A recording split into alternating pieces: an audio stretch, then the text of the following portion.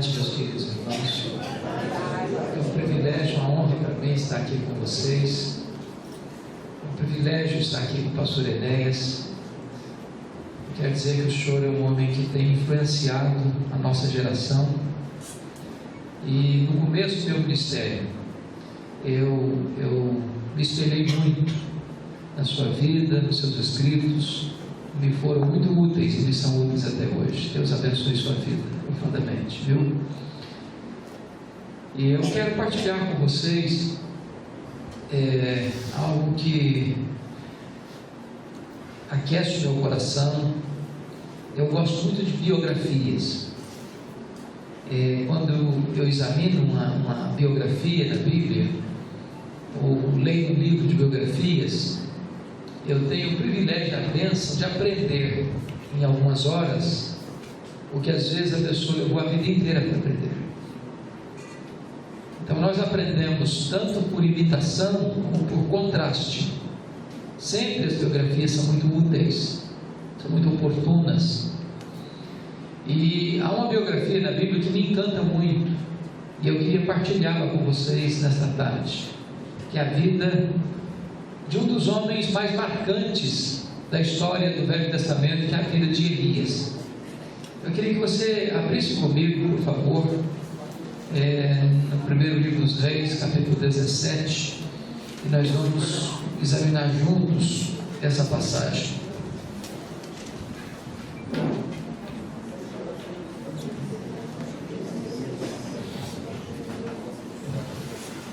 Primeiro livro dos Reis, capítulo 17.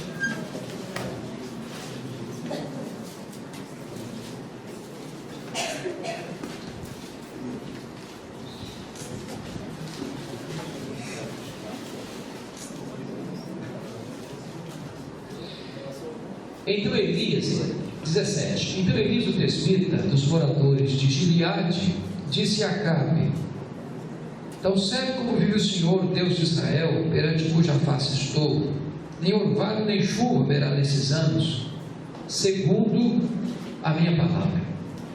Veio-lhe a palavra do Senhor, dizendo: retira-te daqui, vai para a banda do Oriente, e esconde-te junto à torrente de Querite, fronteira ao Jordão.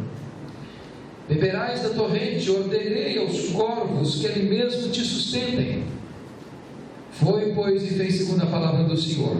Retirou-se e habitou junto à torrente de Querite, fronteira ao Jordão. Os corvos lhe traziam pela manhã pão e carne, como também pão e carne ao anoitecer, e bebia da torrente. Mas passados os dias a torrente secou, porque não chovia sobre a terra. Então lhe veio a palavra do Senhor, dizendo: dispõe-te, vai a Sarepta, que pertence a Sidom, e demora-te ali, onde ordenei uma mulher viúva que te dê comida. Então ele se levantou e se foi a Sarepta. Amém. Meus irmãos, por que a vida de Elias é tão desafiadora para nós? Quando eu vejo hoje a realidade brasileira, a crise assolando o país,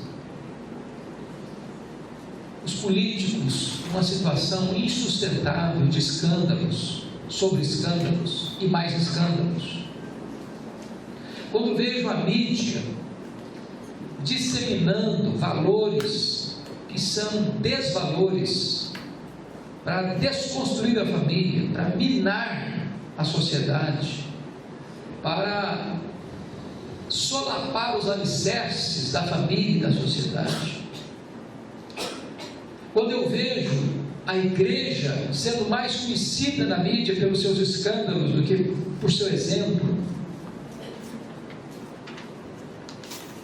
quando eu vejo tantos líderes que se projetaram e hoje, infelizmente, caíram, estão cobertos de opróbrio, quando eu vejo a crise por todos os lados mostrando a sua carranca, isso mostra que Elias é muito importante.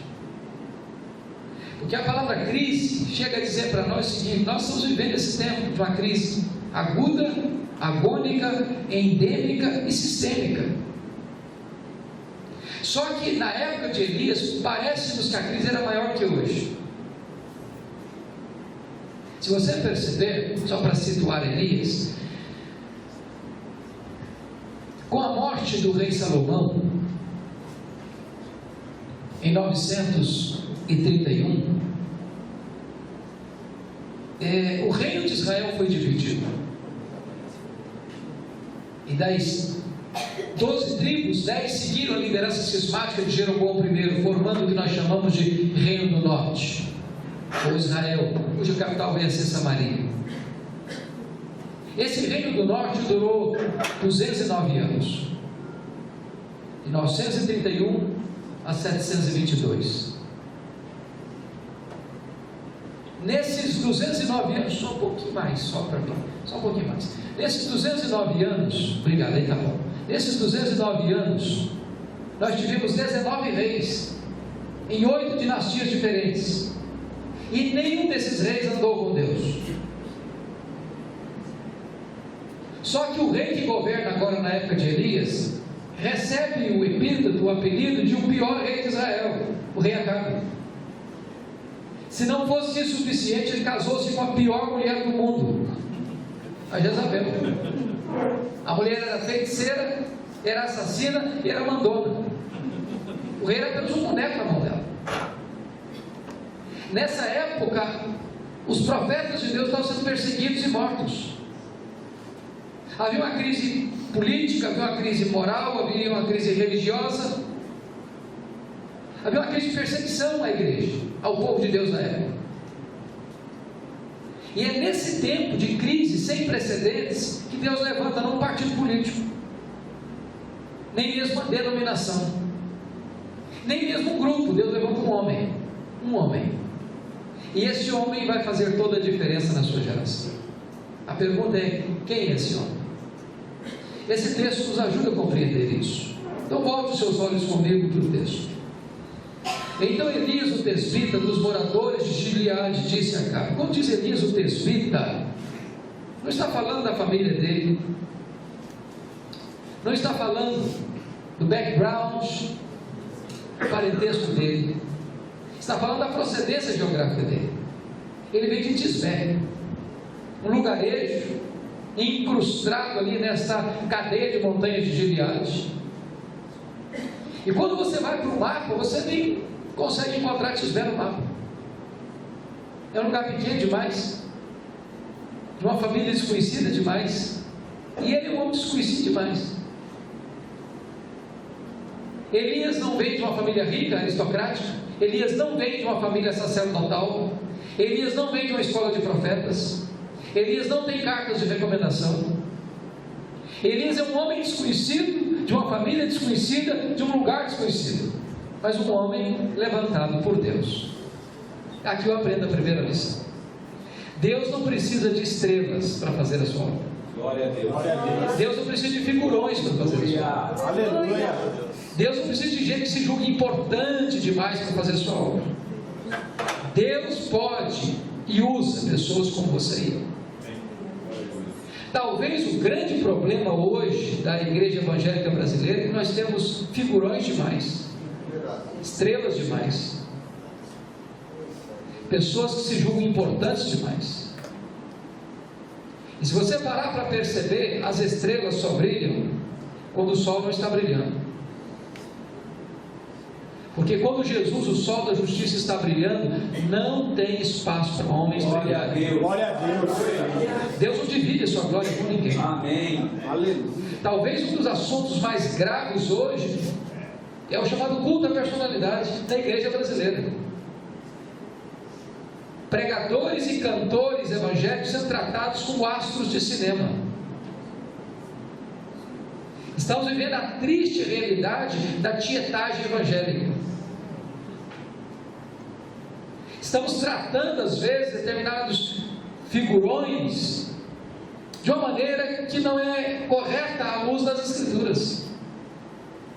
Pregadores e cantores que cobram cachês altíssimos para pregar aqui, ali e acolá. O ministério se transformou numa plataforma de lucro.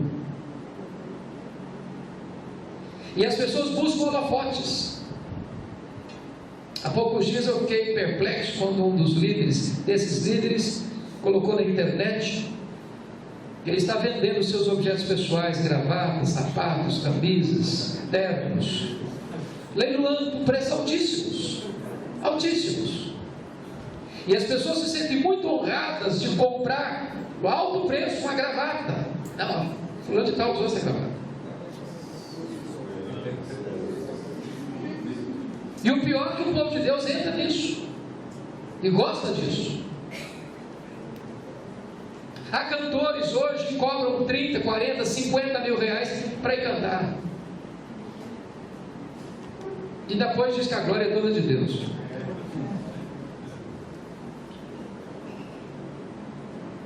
Quando o apóstolo Paulo escreveu sua primeira carta aos Coríntios, ele tratou dessa matéria. Porque lá em Corinto havia essa tendência. Era uma cidade grega, acostumada com seus líderes, com seus ícones. E na igreja de Corinto surgiram 4 grupos. Eu sou de Paulo, eu sou de Apolo, eu sou de Cefas, eu sou de Cristo. E o grupo se reuniu ao redor de um ícone, de um líder. Não que esse líder apoiasse isso.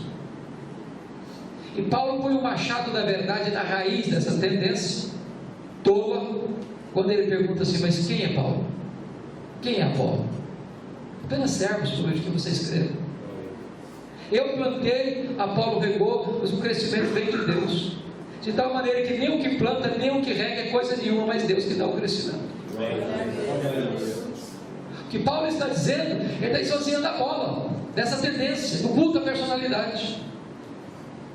E ele joga uma pá de cal nessa tendência, quando chega no capítulo 4, versículo 1, e diz que importa que os homens nos considerem como dispenseiros e como ministros, e que o dispenseiro deve ser encontrado fiel. A palavra ministro para nós é uma palavra muito pomposa. Se você pensar no mundo político, você está falando do primeiro escalão do governo. Se você pensar na igreja, você está pensando no líder. Mas a palavra que Paulo escolheu foi proposital. Havia 3 palavras para servo no grego. Havia o diáconos, aquele que serve.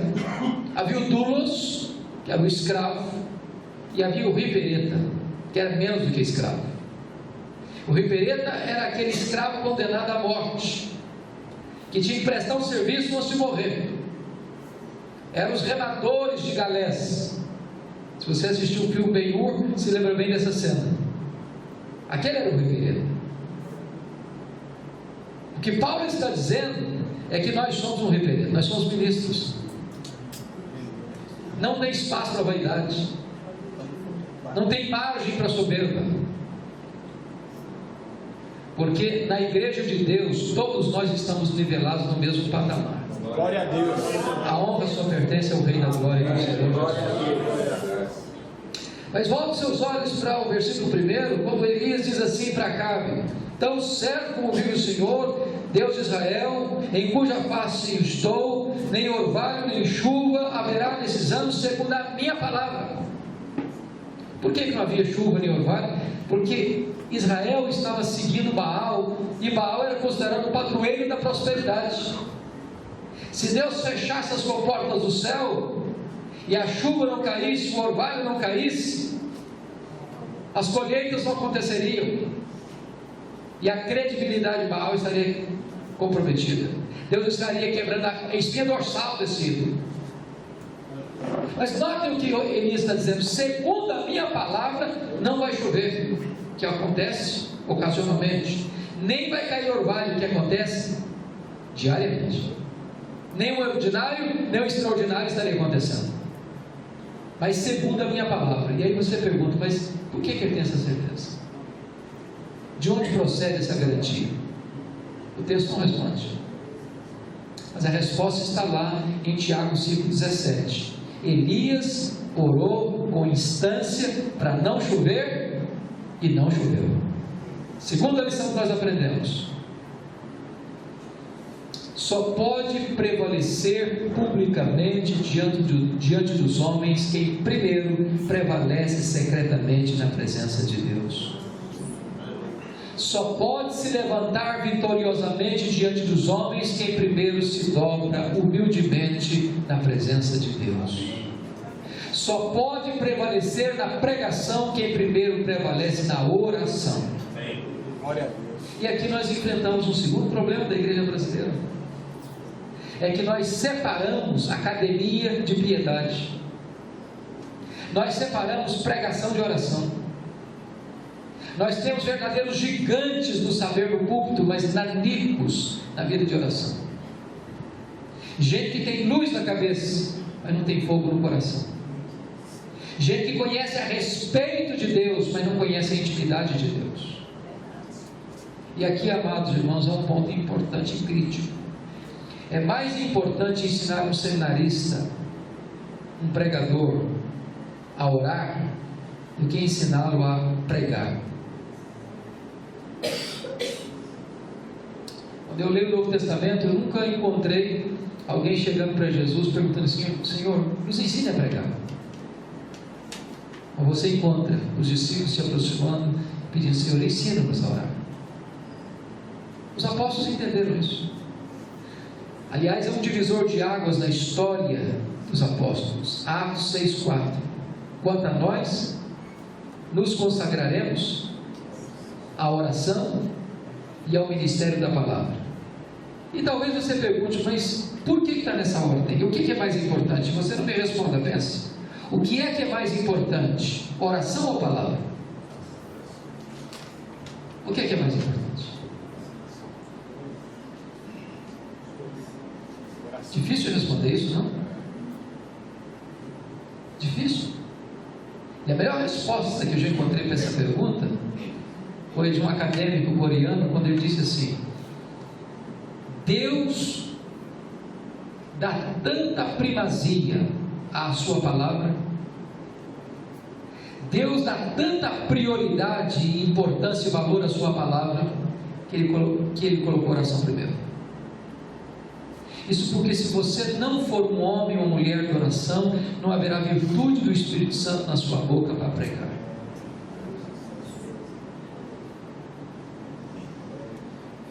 Porque não basta proferir a palavra de Deus, é preciso ser boca de Deus. Muitos proferem a palavra de Deus, poucos são boca de Deus. E a não ser que nós sejamos homens e mulheres de oração, nós apenas vamos proferir a palavra de Deus, mas nós não vamos ser boca de Deus.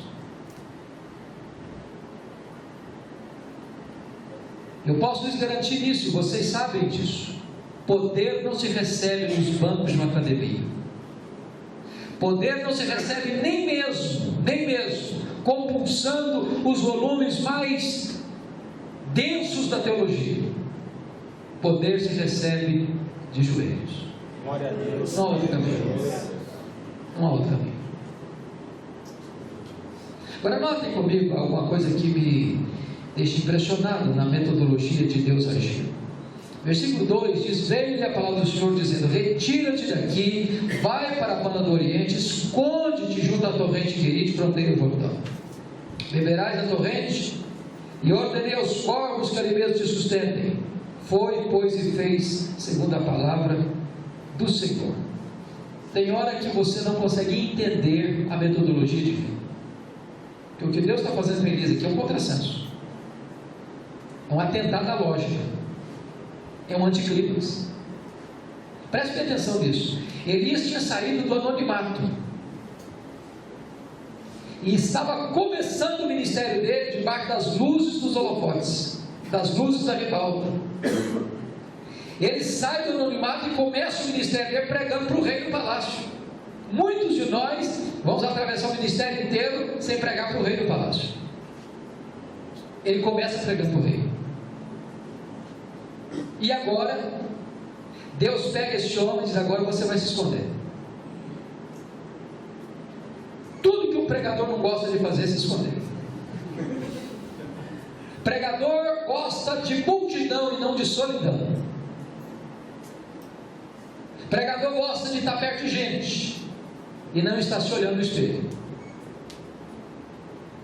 Deus manda esse homem para o deserto. E eu confesso para vocês que talvez essa é a parte mais dura do ministério.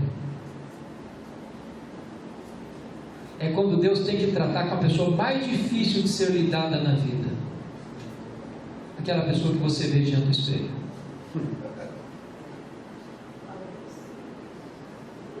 A ovelha mais complicada do rebanho é você mesmo.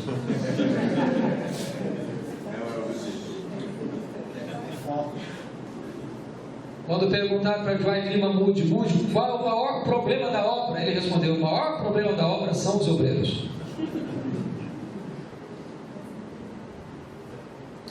E no ministério, Deus primeiro precisa tratar conosco. Primeiro Deus trabalha em nós, depois Deus trabalha através de nós. Isso porque Deus está mais interessado em quem você é do que no que você faz. A sociedade de hoje dá muito valor ao performance, à realização. Deus dá mais importância ao caráter e à motivação. O que você faz depende de quem você é. Porque não ser e fazer é um risco. É um risco. Então, preste atenção nisso.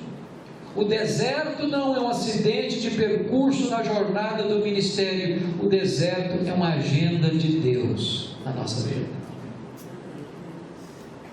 É Deus que nos matricula na escola do deserto. E eu posso lhes garantir outra coisa: na escola do deserto, o currículo é a nossa própria vida. E o propósito não é nos enaltecer, é nos humilhar. O propósito não é nos exaltar, é nos quebrar.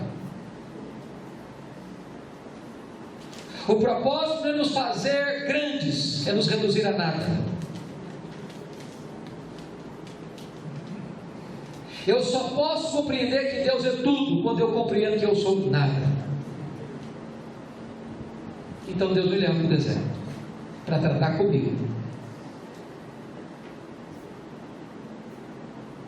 Porque vida com Deus precede trabalho para Deus. Às vezes nós nos enganamos com isso. Achamos que a maior prioridade do nosso ministério é fazer a obra de Deus, e não é. Não é. A maior prioridade do ministério não é fazer a obra de Deus. A maior prioridade do ministério é conhecer o Deus da obra e andar com o Deus da obra. Quando Jesus chamou os apóstolos, não os chamou prioritariamente para pregar e expulsar demônios, chamou-os para estarem com Ele. Só depois os enviou a pregar. O professor meu dizia uma coisa muito simples, mas fácil de entender: o tempo gasto em amolar o machado não é tempo perdido. Quando você investe tempo para conhecer a Deus, você está afiando o machado. Tentar fazer a obra de Deus com os nossos recursos, com o nosso conhecimento, com a nossa metodologia, com a nossa própria capacidade, é tentar cortar uma árvore com o cabo do machado. Agora preste mais atenção em outra coisa. Na escola do deserto, Elias tinha que aprender outra coisa. Ele tinha que depender mais do provedor do que da provisão. Ele ia beber na torrente, mas tinha que ter garçons voadores para levar comida para ele. Em outras palavras, ou Deus fazia um milagre, ou ele pereceria. Ele tinha que depender de fato sobrenatural. E sabe, irmãos, depender da provisão é fácil. Nós a temos e nós a administramos. A pergunta é: e quando a provisão acaba? Veja o verso 7 comigo. Elias estava onde Deus mandou ele estar, fazendo o que Deus mandou ele fazer, e de repente a fonte secou. E agora? E agora? Eu quero dizer para você uma coisa: quando a sua fonte seca, Deus sabe onde você está, Deus sabe para onde você deve ir, e Deus sabe o que você deve fazer. A sua fonte secou, mas o manancial de Deus continua jorrando. A sua despensa pode estar vazia, mas o celeiro de Deus continua cheio.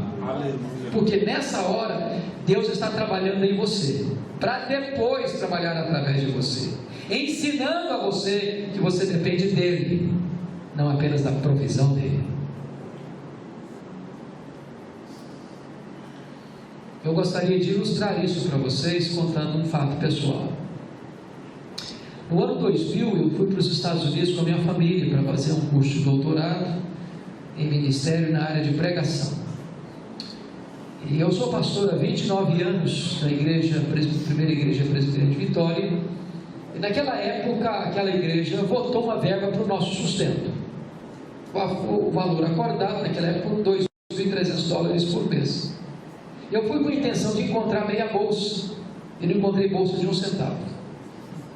E obviamente, esse valor tinha coisas que tinham que ser deduzidas. Por exemplo,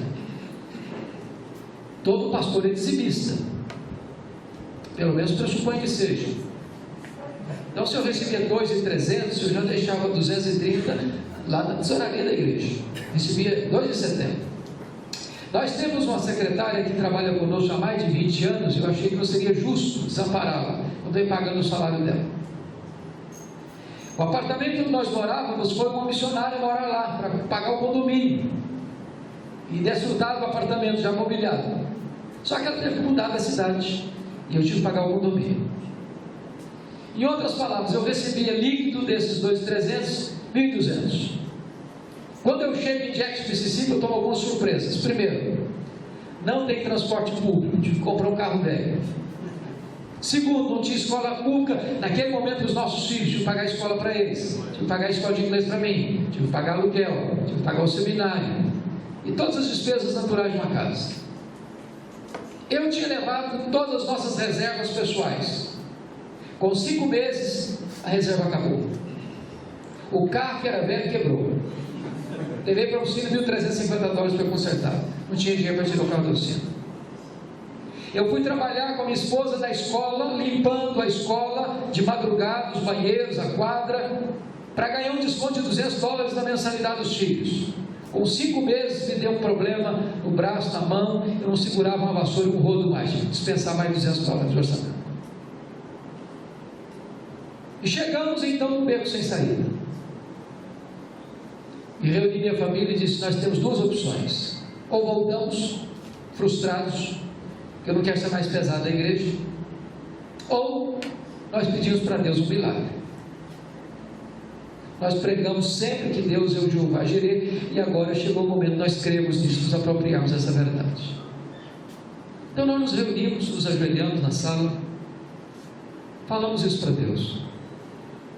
Deus, o Senhor é o Deus da provisão, o Senhor é o dono do ouro, o Senhor é o dono da prata, o Senhor pode abrir uma porta para nós.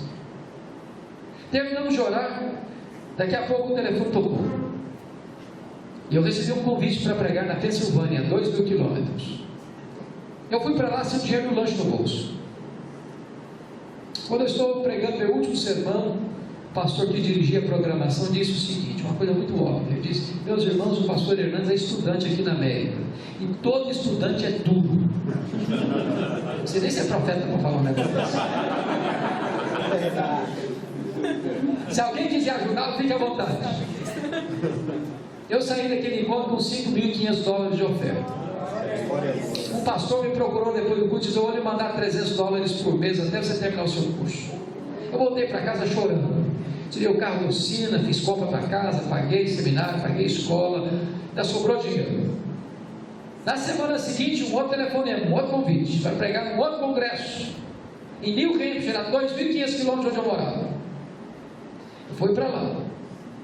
Eu estava pregando meu último sermão, quando um presbítero veio por trás de mim, botou um bilhete dentro da minha Bíblia e disse assim: eu não sei o que está acontecendo com você, mas Deus tocou meu coração e eu quero lhe dar $600 por mês, até você terminar o seu curso.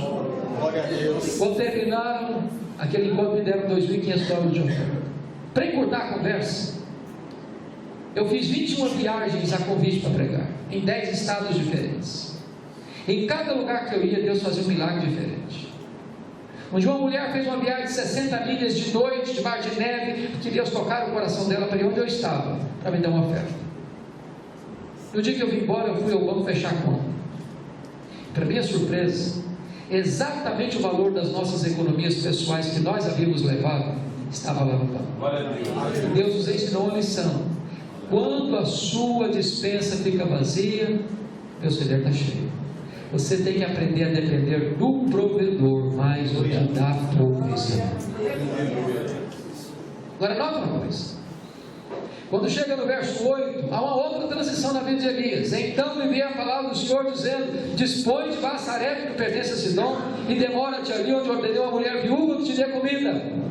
Então ele se levantou e se foi a Sarepta. Sabe o que Deus está dizendo para Elias aqui?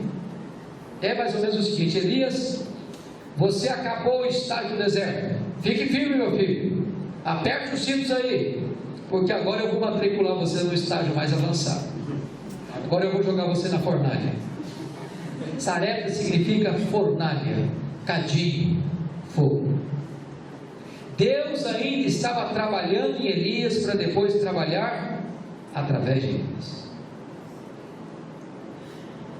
Deus não tem pressa não, viu? Quando se trata de trabalhar conosco, Ele trabalha artesanalmente. Ele está esculpindo em nós o caráter de Cristo. Aleluia. E às vezes, quando se mexe nessa pedra bruta aqui, dói. Mas Ele está trabalhando. E mais uma vez parece que Deus tem senso de humor, porque o que Deus diz para Elias não faz sentido. Não faz sentido. Se Deus dissesse assim para Elias: Elias, eu quero que você saia desse esconderijo, você vai sair para Sarepta, para sustentar uma mulher viúva. Ele podia pensar: pelo menos eu tenho um ministério, sustentar uma mulher viúva. Mas o que Deus diz para ele é o contrário: vai, porque ele é uma mulher viúva, vai sustentar você. E ele sai de Querite para não morrer de sede, quase morre de fome em Sarepta, porque a mulher que vai sustentar está morrendo de fome. É como se Deus dissesse para você: pode ir, meu filho, que a porta está aberta. Você chega lá, a porta está fechada. Pode ir, que vai ter sustento. Chega lá, não tem sustento. Lembrem que Sarepta ficava fora de Israel. E nesse tempo que ele ficou escondido, diz capítulo 18, versículo 10 desse mesmo livro, que Acabe o procurava vivo ou morto em Israel e nas nações vizinhas. Para sair do esconderijo, ele podia ser morto pela polícia de Acabe. Mas o Deus que envia é o Deus que protege. O que eu acho fantástico nessa cena é que aquela mulher, aquela viúva, conhecia Deus na cozinha. Conhecia Deus na cozinha. E na minha cabeça, pastor Enéas, o que me passa é que Deus não multiplicou um tonel de azeite nem um saco de trigo para aquela mulher. A impressão que eu tenho é que toda vez que ela ia para a cozinha para fazer a refeição do dia, ela tirava o produto do vasilhame e olhava e ficava do mesmo jeito. E no dia seguinte do mesmo jeito, na semana seguinte do mesmo jeito. Era um milagre de multiplicação diária. E eu creio nisso. Ainda hoje Deus multiplica a farinha na nossa panela e o azeite na nossa botija. Aleluia. Deus não é apenas o Deus do passado. Nosso Deus não está no museu. Nosso Deus está vivo. Ele é o mesmo ontem, Ele é o mesmo hoje, Ele é o mesmo amanhã, porque Ele é imutavelmente o mesmo eternamente. Agora, aqui tem um outro ponto digno de nota. Na mesma casa que acontece um milagre, acontece também uma tragédia. O menino adoece, e não só adoece, o menino morre. Há muitos pregadores dizendo por aí: se você for crente mesmo, você nunca vai ficar doente. Se você for crente mesmo, você vai ser rico sempre. Você não vai andar mais de fusquinha. Fique tranquilo. Parece que não é isso que a Bíblia nos ensina. Crente bate carro, crente fica doente, crente chora, crente sofre, crente enterra os seus mortos. A vida cristã não é uma estufa. Nós não estamos num jardim, nem numa colônia de férias. Nós não estamos blindados. Jesus nunca prometeu nem para você nem para mim ausência de lutas, de lágrimas, de sofrimento, de aflições. Ele prometeu estar conosco todos os dias, até a consumação dos séculos. Mas o que me impressiona em Elias é que essa mulher acusa Elias de ser culpado da morte do filho dela. E agora eu vou falar para vocês, pastores, líderes aqui presentes. Vocês sabem disso. O povo, desde o Éden, tem a tendência de fazer transferência e projeção, passar adiante a responsabilidade dos seus dramas pessoais.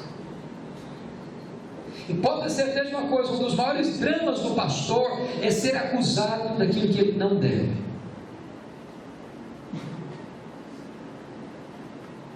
O grande problema nosso é que às vezes nós nos tornamos gigantes na nossa própria defesa. E às vezes chegamos a dizer: melhor passar por cima do meu cadáver do que passar por cima dos meus direitos. E Elias me choca, porque ele não abriu a boca em sua defesa. Talvez, já entendendo o princípio que Jesus ensinou mais tarde, que não se esmaga a cana quebrada, nem se apaga a torcida que fumega. Tripudiar sobre quem já está machucado e ferido, não faz sentido.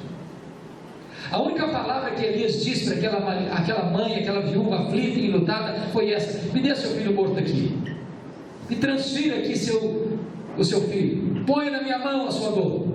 E ele pega o menino morto, leva para o quarto, fecha a porta, e ele que estava calado até então, agora abre o bico e fala muito, fala com Deus, nos ensinando outra lição: se nós orássemos mais, nós nos defenderíamos menos. Se nós orássemos mais, nós brigaríamos menos. Se nós orássemos mais, nós veríamos mais os milagres de Deus acontecendo. E Elias me choca de novo, porque tem coragem de orar por uma coisa inédita na história. Não há relato de ressurreição até então. E eu fico imaginando se você e eu hoje fôssemos orar por um assunto que nunca aconteceu na história da igreja, ou na história da humanidade. Nos chamariam de loucos, de heterodoxos, de hereges. Pois ele ora para Deus ressuscitar o menino, e Deus ressuscita o menino. Agora pense comigo nessa cena, porque hoje tem muita gente fazendo propaganda de milagre que nunca aconteceu. Agora imagine hoje se Elias fosse um desses estrelas da atualidade, com um milagre inédito, que nunca aconteceu na história. O que ele faria? Talvez se Elias fosse um desses estrelas, a primeira coisa que ele faria era chamar uma coletiva da imprensa, para dizer: agora sim tem profeta verdadeiro nesse lugar aqui. Vocês não viram nada. Talvez ele mandaria colocar alguns outdoors na cidade. Talvez ele bateria palmas para ele mesmo.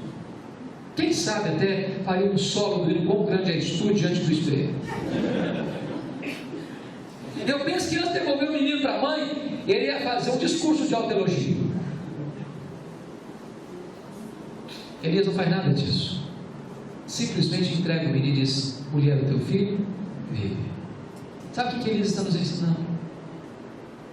Se um dia, pela graça de Deus, Deus resolver usar a sua vida, bote a boca no pó. Glória a Deus.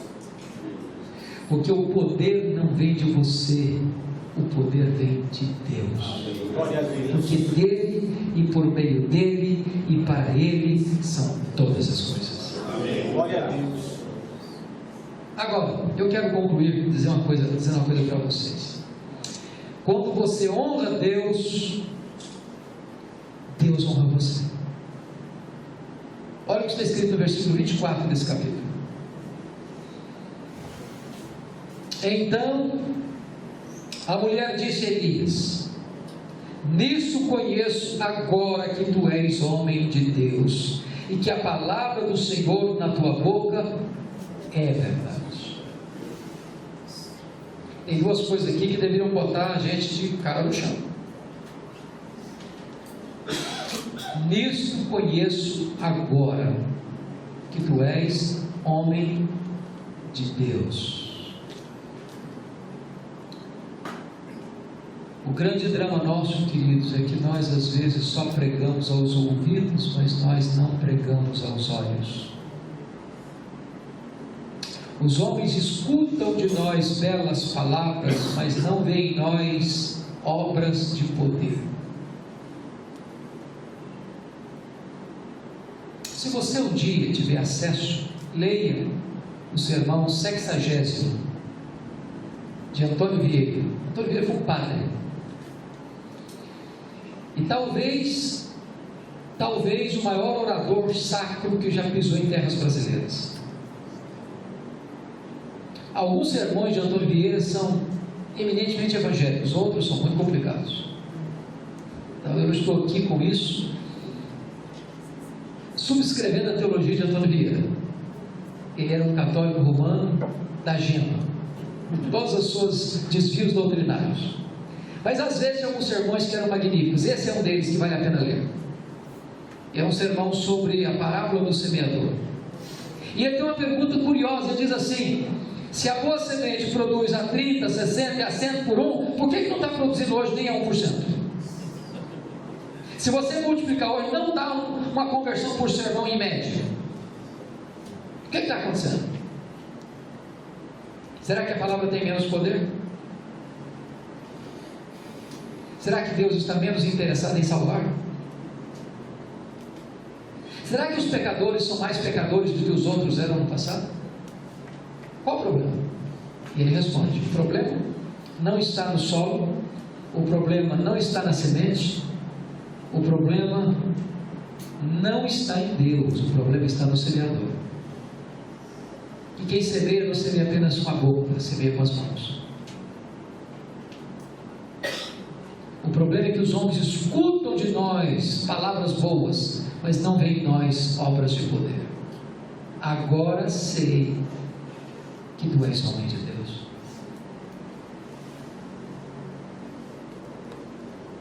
Não é a nossa eloquência, não é o nosso conhecimento, não é a nossa metodologia. Um homem de Deus não se forja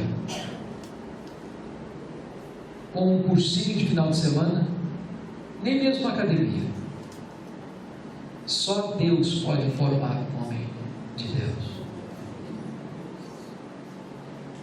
Hoje nós temos homens importantes, homens cultos, homens famosos, homens ricos, homens influentes, mas estão escasseando os homens de Deus. Ah, vai um homem de Deus, agora chega um homem de Deus. Um homem de Deus. A segunda coisa que essa mulher diz que é chocante para nós é esta: agora eu sei que a palavra de Deus na tua boca é verdade. Então quer dizer que a palavra de Deus pode não ser verdade na nossa boca? Já parou para perceber que uma pessoa chega e prega uma verdade, não acontece nada? A outra chega e prega a mesma verdade e os corações se derretem? Por quê? É porque um é boca de Deus, o outro não é. Lá em Jeremias 15:19 está escrito assim: se tu te arrependeres, eu te farei voltar e estarás na minha presença. Se apartares o precioso do vil, serás a minha boca. Nem todos os que proferem a palavra de Deus são boca de Deus. Quer um exemplo? Nós temos hoje na língua portuguesa os maiores sermões pregados na história da humanidade, já disponíveis: sermões de João Crisóstomo, sermões de Aurélio Agostinho, sermões de Martinho Lutero, sermões de João Calvino, sermões de Beza, sermões de John Owen, sermões de Jonathan Edwards, sermões de William Carey, sermões de Charles Haddon Spurgeon, sermões de Mark Lloyd Jones, sermões de Joy Clima Moody, sermões de Charles Haddon Finney, sermões e sermões que influenciaram o mundo. Pegue um desses sermões pregue-o de novo na íntegra. Talvez os resultados serão muito diferentes. Muito diferentes. Sabe por quê? Eu tenho que concordar com o metodista piedoso do século XIX, E.M. Bounds, quando ele diz que hoje nós estamos à procura de melhores métodos e Deus está à procura de melhores homens. Deus não unge métodos, Deus unge homens. E M. Bounds diz que homens mortos tiram de si sermões mortos e sermões mortos matam. Lutero dizia que sermão sem unção endurece o coração. É por isso que John Wesley dizia para os seus alunos: meus filhos, ponha fogo no seu sermão, ou então põe o seu sermão no fogo.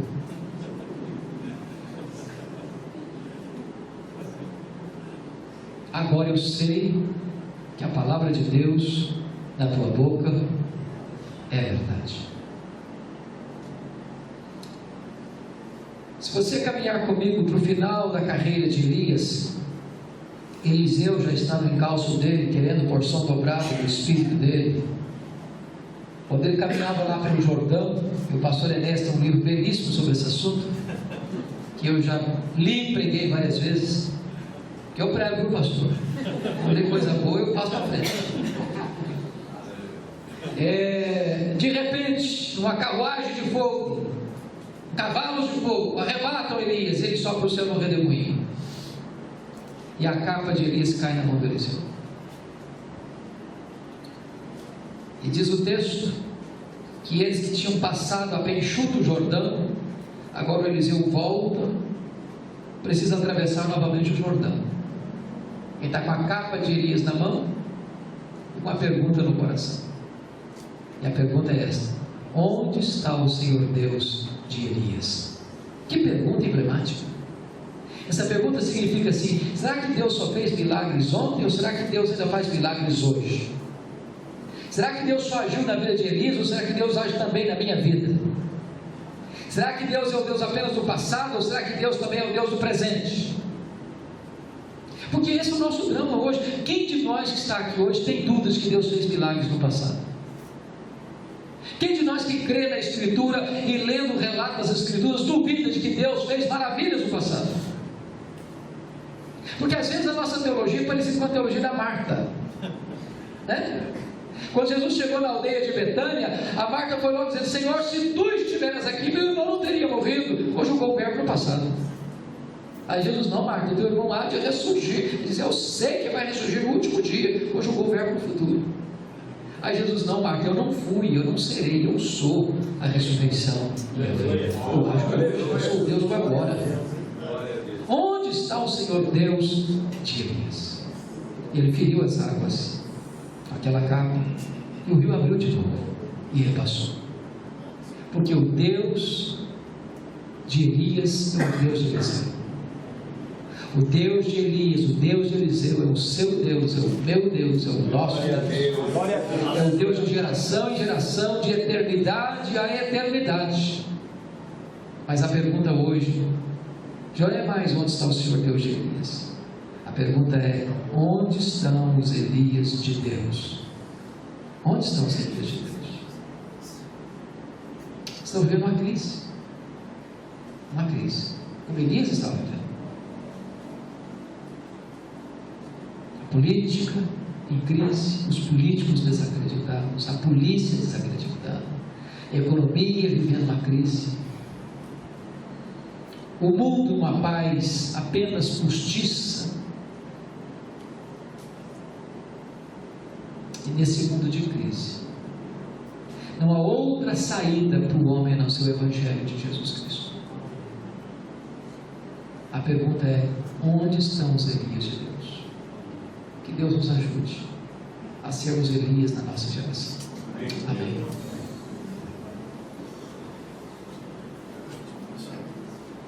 Vamos orar então, queridos. Suba em pé. Deus amado, louvado seja o teu nome.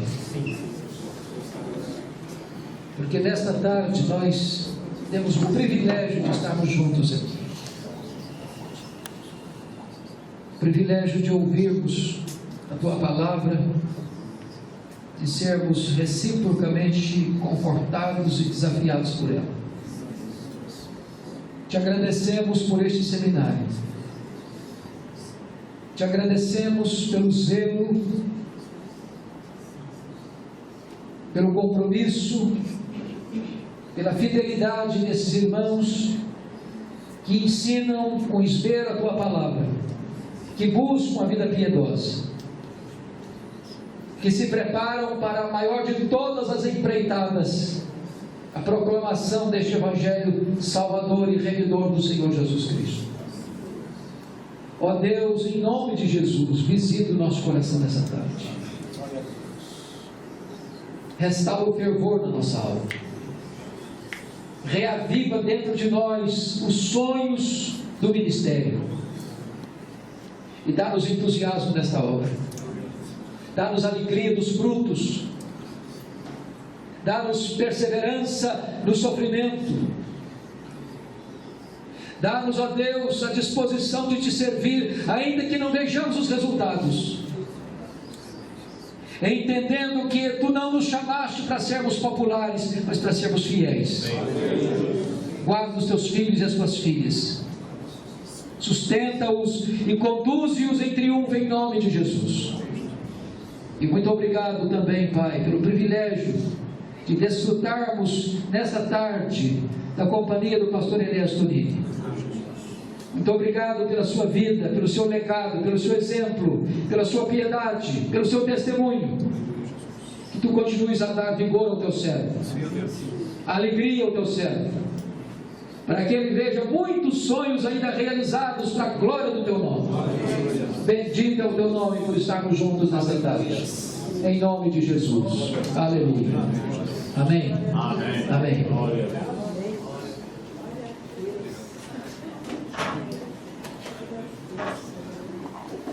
Os irmãos podem se assentar.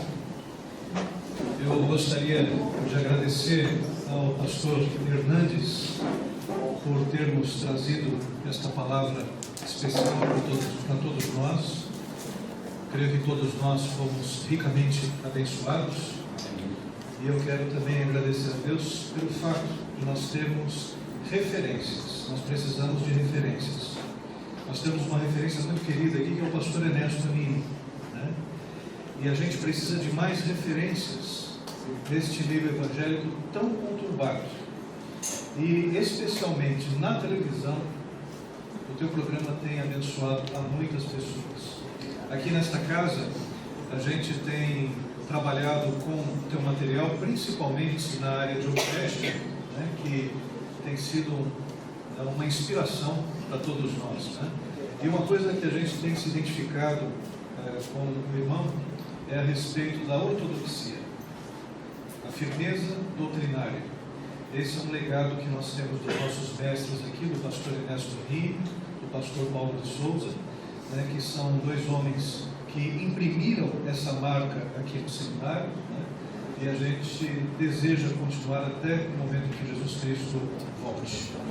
E a gente fica agradecido por nós termos também compartilhado, aliás, o irmão ter compartilhado conosco também esse cuidado na exposição das Escrituras Sagradas, né? Nós cremos também nos milagres da Bíblia. Amém? Deus abençoe, pastor. Nós vamos encerrar agora. Eu gostaria de pedir ao pastor Ernesto Nini que fizesse uma oração final, né, e encerrasse este trabalho. Amém?